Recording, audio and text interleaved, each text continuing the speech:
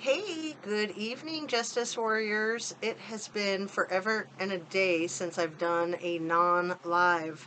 So I'm going to try to do this pre-recorded, even though I feel like I've forgotten how, because I'm so used to interacting with my lovely commenters here. So I miss you already. But I'm going to try to do a nice, short, concise video, because they always turn into like an hour, and I know that that's hard for a lot of us. I want to start out by saying, like I always do, that everything I say is simply my opinion, and I am hoping to start a conversation, hoping to open up a discussion, hoping to be educational and to get educated. My videos are all made for the YouTube platform, which we all know is an entertainment platform. So, there we go.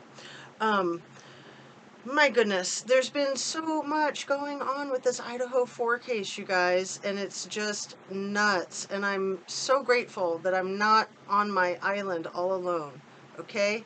My island is, I feel like that weird letter from Wazoo to the criminal defendant is kind of parallel to that dang, fire cam video in the Kylie Rodney case, if you know what I'm talking about.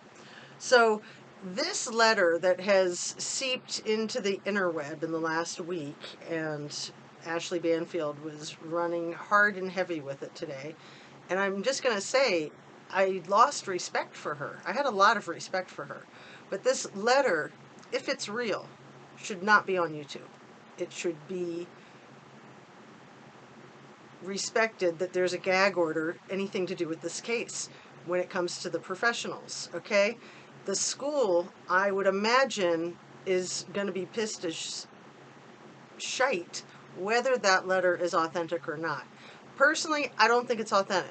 I think it is possibly fabricated by some unethical individual who just doesn't give a crap about integrity or humanity. That's just my opinion. I don't think it's real. The dates don't match up, and let's just pretend for a second that it is real. What is it supposed to do? Like lay the groundwork to say, well, this is why he overreacted and unalived 4 people? Right. Yeah, because he had like 2 meetings and an email that sucked. Uh-huh.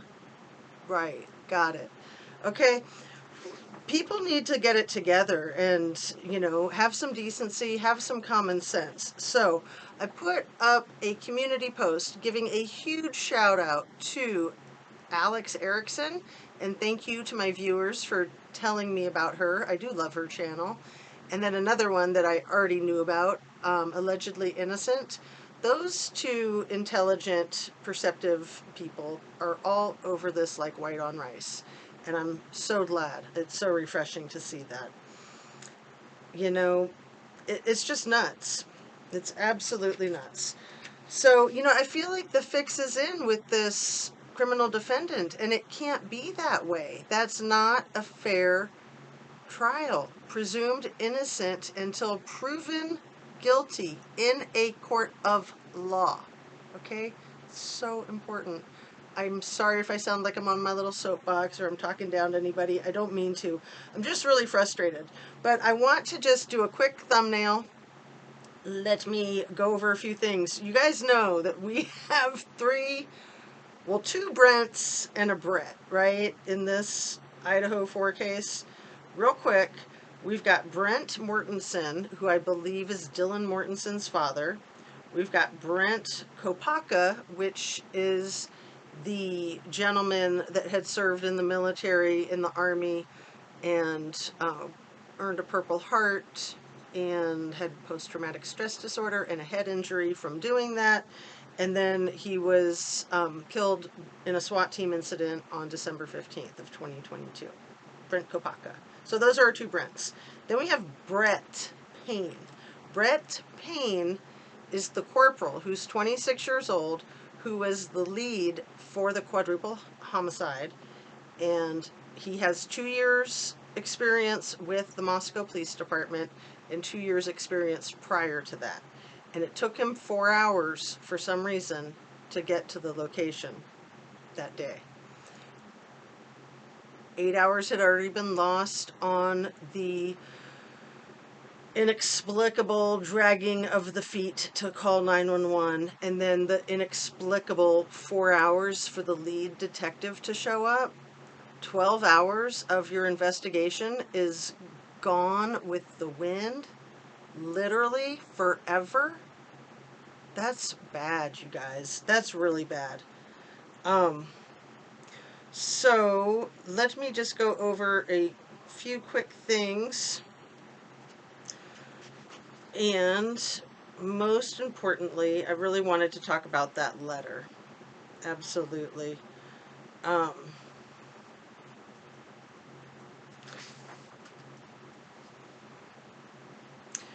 Brent Kopacka and Brett Payne, Corporal Brett Payne's brother, Kyle Payne, served both in the 4th Brigade combat in Afghanistan. I don't know that they were there at the same time because it seems like there's quite a age difference. Brent Kopacka was 36 when he was killed 2 months ago, and Brett Payne, the corporal, is 26. I already said that. And his brother Kyle Payne is maybe 2 years older, and he's still in the military. So it appears that Brent served in the military from the time he was 18 until he was about 24. So I don't know that that would have allowed Kyle Payne to be old enough to cross paths with him in Afghanistan. But they both were stationed, I believe, out of Fort Bragg, North Carolina. And they were both with that combat team, the 82nd Division. And it was a special operation for joint forcible entry. So I think that they share that commonality. I don't know for sure that Brent Kopacka knows Kyle Payne or Brett Payne, but that's a question. That's a question that I have. So I think that that's important. I also think it's really important to understand that apparently the 2 roommates that were survived from this heinous massacre that we were all told were both 19 years old, and then we were told that Ethan and Xana were both 20, and that Kaylee and Maddie were both 21. Well, apparently the 2 that were 19 are actually 21. Dylan was already 21 when that happened, and Bethany, if she's not 21 already, is turning 21 this month, to my understanding. So thank you to SIFA for getting these birth dates. So if that's accurate, he's got good information, but you just never know. The internet sometimes lies to us, especially on the YouTube, right? So, I just really feel like that letter, the personnel file leakage, I really feel like it's a dummy letter that was written by a content creator. That's my opinion. I don't know that for a fact, but it just doesn't, nothing about it seems authentic to me. Academic and employment information is private and protected. There's just no way that should be out in the public arena, especially on the internet, especially with a pending trial potentially.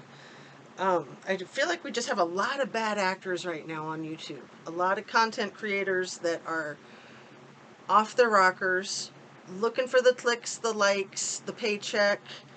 Like, people, money is not the end all. Of course, it's important to sustain ourselves and, to feel productive and to feel like we're moving forward. We all need money, but all the money in the world is not going to make you happy, especially if it's ill-gotten, okay?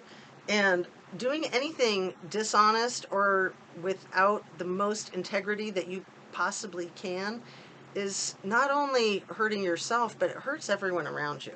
I can't believe this crap, but I guess I should have known better when I came out 5 months ago or so and started my YouTube channel. I knew it was going to be rough. I knew it was going to be an uphill battle. I knew that, you get kicked around, you get battered and bruised, you get trolled, you get bullied, you get all that stuff. And it is kind of sucky, but it also toughens you up, It helps you define yourself and understand what's really important to you. What's important to you to fight for? I fight for justice. I fight for truth. I fight for integrity. I'm not saying I'm better than anybody else. Like, I do my best every day, and I hope that everyone around me does their best every day. We will all make mistakes. We will all trip and fall, and all we can do is get up, brush ourselves off, learn from it, and keep moving, right? So, for anybody that has been propagandizing, please stop. I mean, it just feels like a bunch of propaganda, a bunch of it. So, just to be specific, I believe that Bethany's birthday is that she was born in February of 2002. And Dylan, I believe, was born in '01, and that she graduated high school in 2018 from what we've seen. So, um, I like to call it like I see it, and I'm concerned that News Nation is on some secret mission to abolish YouTube, to get YouTube out of the way so that old school news can just keep on keeping on the way they always have and not have to worry about all these dumb people on social media trying to do their stupid stuff. That's what I feel like. So I just wanted to spit it out. I like to just spit stuff out. So I think that's it. Let me see. Yeah, I think that's about it for right now. So yeah, you just got to trust your instinct. And when something doesn't feel quite right, trust that. It's easy to get tricked. We all get tricked. There's so much gaslighting. That's the propaganda when it's coming from news sources. And, this whole Idaho 4 feels like Kylie Rodney all over again. I'm telling you, you guys, I think we have the same elements of financial gain and greed and dishonesty, and we'll pick it up there on the next time. So I want to say peace out. Have a great night.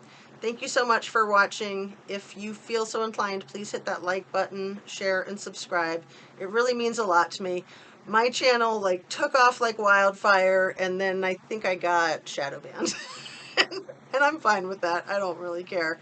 But I just want to make sure that my channel is here for myself and anyone who enjoys it. If it's relevant, great. If it's not, then I'll pack it up and, try something else. Get a hobby, right?